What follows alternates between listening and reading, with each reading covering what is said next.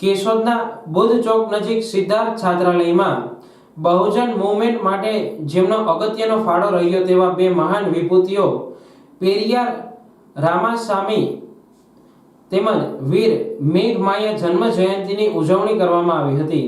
આ ઉજવણી પ્રસંગે બાળકોમાં જાગૃતતા આવે અને તેમની બોલવાની શક્તિમાં વધારો થાય તે હેતુથી રમાબાઈ મહિલા મંડળ દ્વારા વક્તૃત્વ અને ડિબેટ સ્પર્ધાનું આયોજન કરવામાં આવ્યું હતું।